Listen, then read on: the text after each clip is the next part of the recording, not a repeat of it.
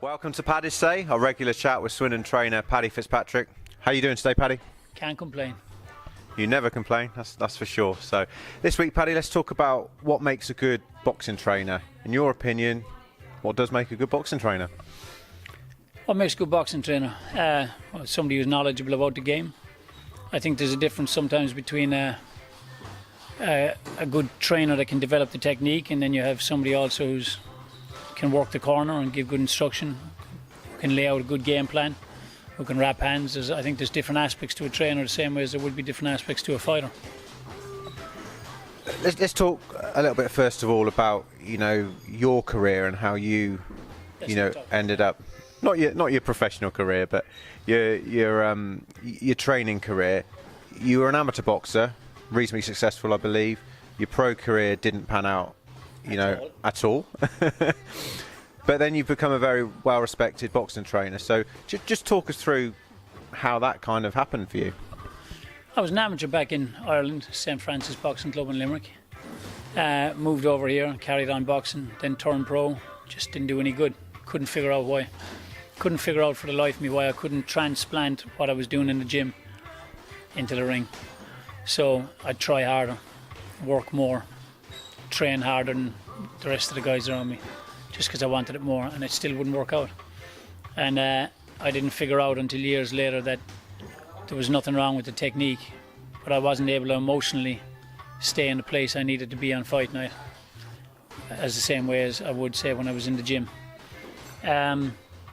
So left the pros just frustrated, disappointed with myself, but still loving the game.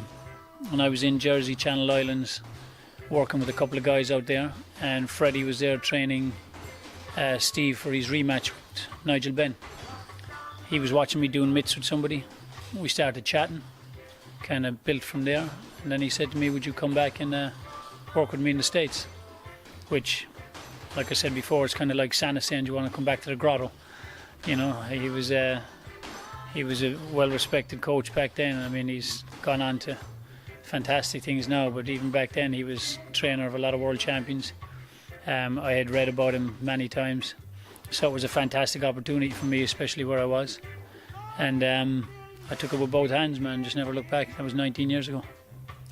Is it a case of, in many respects, certainly in your situation, of kind of being a sponge and absorbing as much information and watching as much of what Freddie Roach and his other coaches were doing at the time?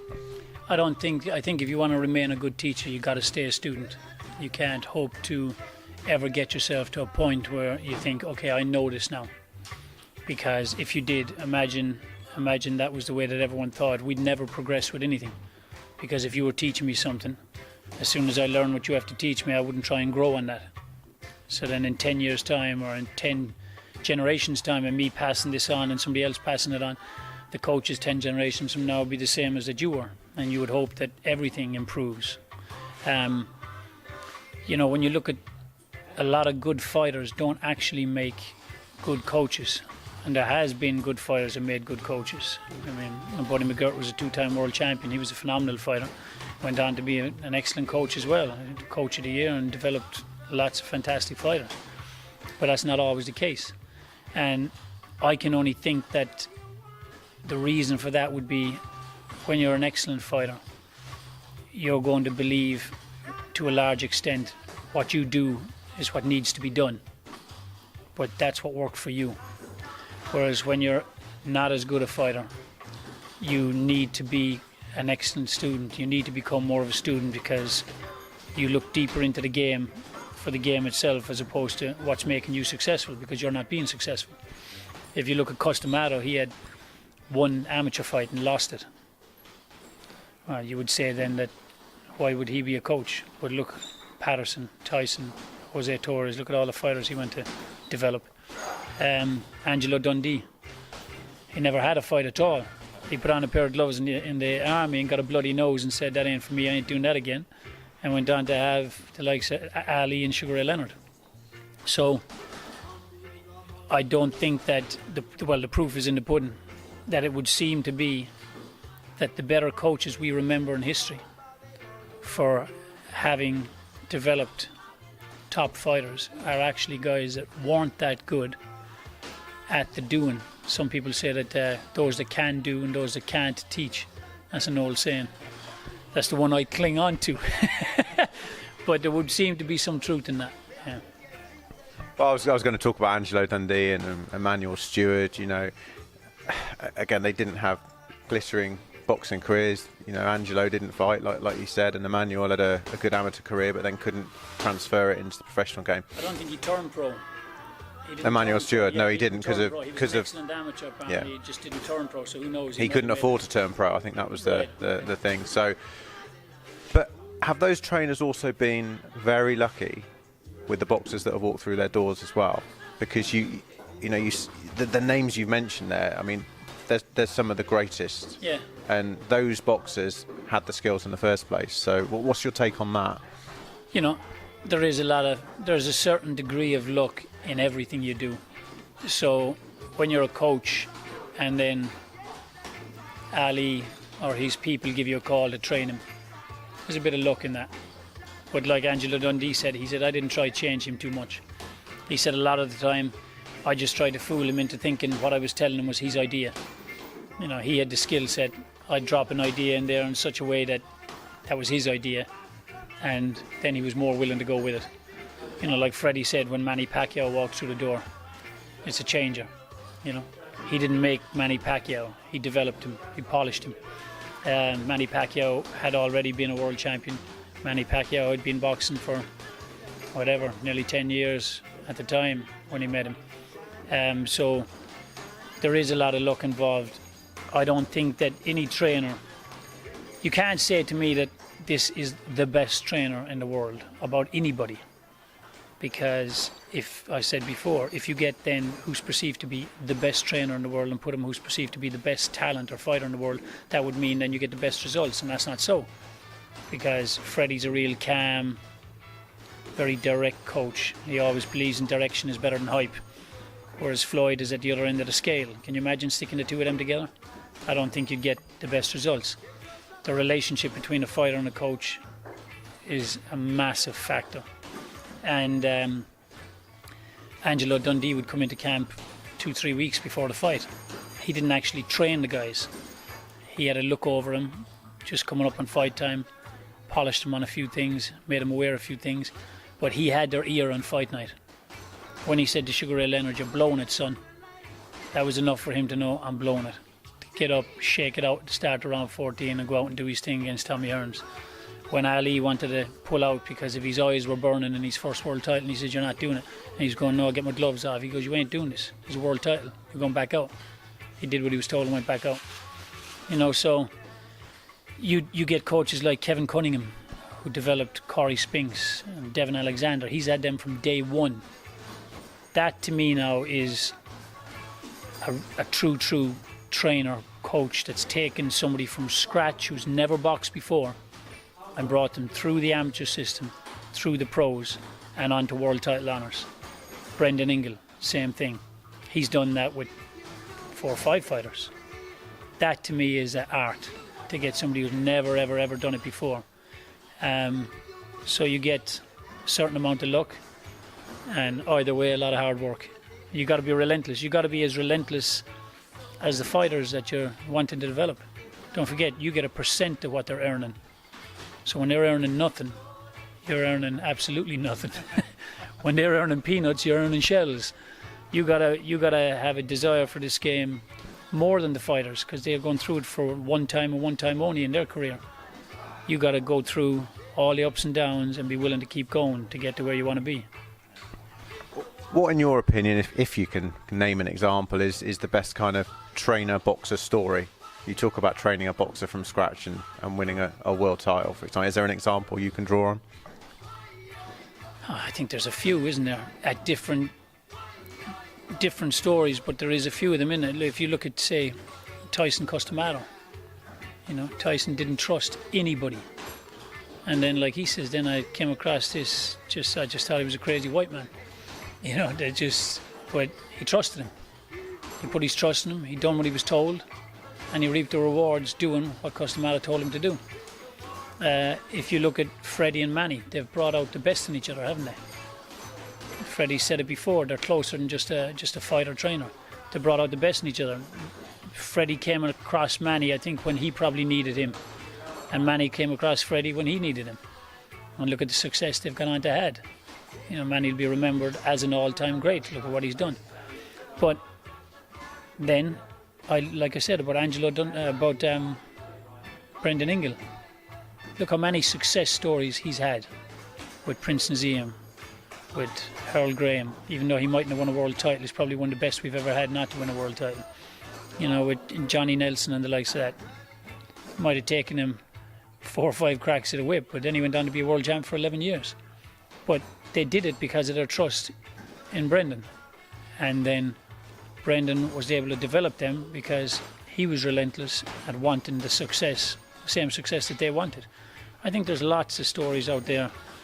I think it's just too easy to pick the bigger names and say, there it is. Kevin Cunningham, he's probably not, everyone in America knows him as an excellent coach, but he's not known as one of the best coaches in the world, let's say through a media aspect. But the media only picks the obvious ones and goes with them. But when you think he took Corey Spinks from scratch, Devin Alexander from scratch, and developed them right through the whole game, he'd have to be one of the most successful dudes out there. And you'd have to say that those relationships are one of the most special relationships to have, taking somebody from day one. And who would you say is the best trainer of all time? Very difficult question, I know. I don't think there is one. I don't think there is one. Do you say Manny Stewart because he's trained, I think it's 24 odd world champions? Do you say it's Freddie because he's probably trained more than that now? You know, do you say it's somebody like Brendan Ingle who took so many guys from scratch? Do you understand me? I don't think you can say it. Don't forget, Angelo Dundee got a phone call saying, will you work with Muhammad Ali? He was already a gold medalist from the Olympics. There was already a group of men behind him plotting the scene for him. Would he have been just as successful with any other coach? Or would another coach have been able to get inside his head like he did? Would he listen to another coach when he said, no, you're going back out there? And he was like, no, take my gloves off. Would another coach have buckled and goes, okay, and took his gloves off? I don't think you can say that there's the best trainer of all time. And when I do hear trainers calling themselves the best, I think he's a little bit big-headed, man. I think he's a little bit big-headed. You know, we're as good as the men that we work with, and we're as good as the relationship we have with those men. And this is a game where we're there to develop guys to become great. That means we're a little part of the wheel. We're just a cog in the wheel. We're not what did it. Chances are they might have done that anyway. But we are part of the cog. The trainer does play an important role. But as far as being the best trainer in the world, or being the best one of all time, I don't think that you can give any man that label. And in this era at the moment, you know, which trainers do you most respect at the moment? There's lots of trainers out there, really is. Lots of them, you know.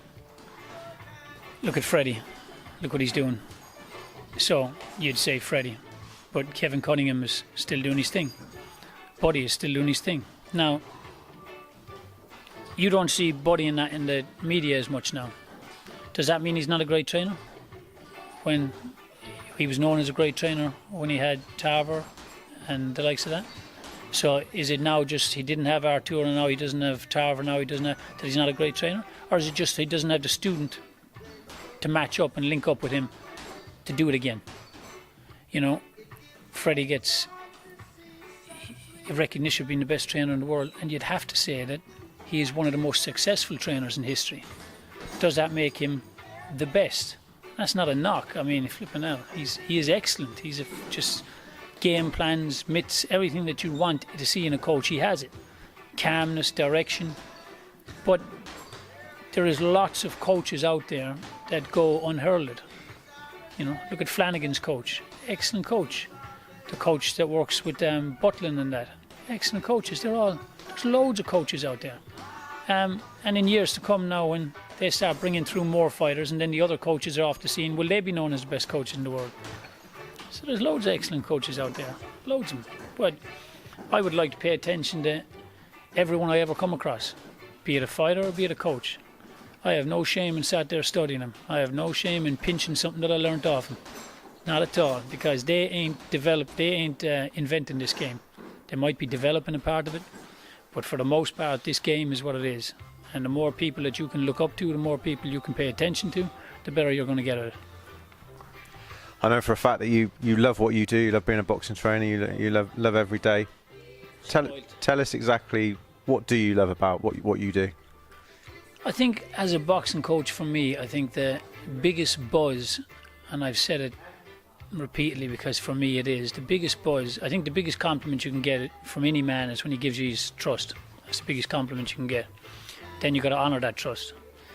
So when you see a fighter going out and doing what you've told him to do, especially when it's going wrong, that's a huge buzz. That's a massive buzz. You know, this isn't a game. It's one of the hardest sports in the world. I know we call it the boxing game, just kind of like a cliche, but it's one of the hardest sports in the world, one of the hardest ways to make a living in the world. You're guaranteed to be hitting the teeth repeatedly, every day in the office, and when you're getting ready to actually go in and perform. So when you have that trust and that bond between you and a fighter, I think that's massive. It's massive, and that to me is the biggest buzz, biggest compliment you can get. Wow. Thanks as always, Paddy. That was a really interesting chat, and we'll come up with another sizzling subject next week, hopefully. So, All right, brother. thanks, Paddy. Keep smiling, man. Cheers.